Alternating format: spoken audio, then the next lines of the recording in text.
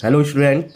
आज समझते हैं हैश लॉ बहुत ही सिंपल तरीके से और एग्जाम्पल के द्वारा, और डेफिनेशन भी आपको समझ में आ जाएगी। चलिए बहुत ही सरल तरीके से। तो क्या होता है हैश लॉ? थर्मोकेमिस्ट्री के अंतर्गत पढ़ते हैं। The total enthalpy change in a reaction remains same whether the reaction takes place in a single step और मल्टीपल स्टेप। मतलब रिएक्शन चाहे एक स्टेप में हो या बहुत सारे पद में हो, मल्टीपल स्टेप में हो, जो टोटल एंथैल्पी चेंज, जिसको कि हम डेल्टा एच बोलते हैं, वो समान रहता है। तो इसका फार्मूले में हम कैसे लिखेंगे? Delta H total equal to delta H one plus delta H two plus delta H three and so on. यानी कि आपका जो डेल्टा एच टोटल है वो एक स्टेप में हो, दो स्टेप में हो या तीन स्टेप में हो या बहुत सारे स्टेप में हो, उनका जो सम होता है वो डेल्टा एच के इक्वलेंट आता है। चलिए तो एक एग्जाम्पल लेते हैं। इसमें फॉर्मेशन ऑफ कार्बन डाइऑक्साइड को बनाने के हम दो तरीके ले रहे हैं। एक में डायरेक्ट ऑक्सीजन के साथ रिएक्शन करके CO2 बनता है ग्रेफाइट की फॉर्म, और इसमें हमें डेल्टा एच निकालना है।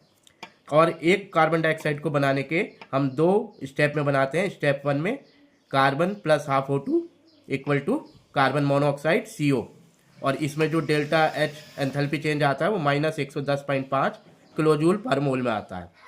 और कार्बन मोनोऑक्साइड से फिर दोबारा हम ऑक्सीजन की रिएक्शन से कार्बन डाइऑक्साइड बनाते हैं। तो ये हमारी कार्बन डाइऑक्साइड दो स्टेप में बनी है, और इसमें जो ऊर्जा हमें चाहिए, एंथैल्पी चेंज जो हमारा आता है वो होता है -283.0 किलो जूल पर मोल।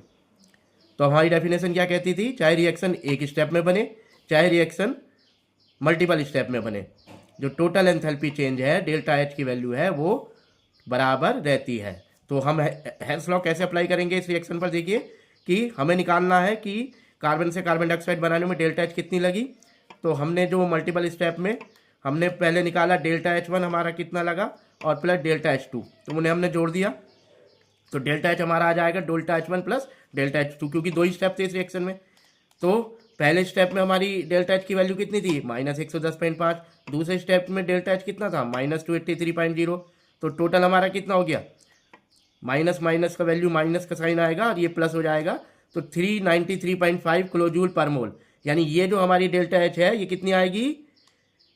393.5 किलो जूल पर मोल। तो मुझे लगता है कि आपकी समझ में आ गया होगा और एग्जाम के लिए बहुत इंपॉर्टेंट है। Thank you very much.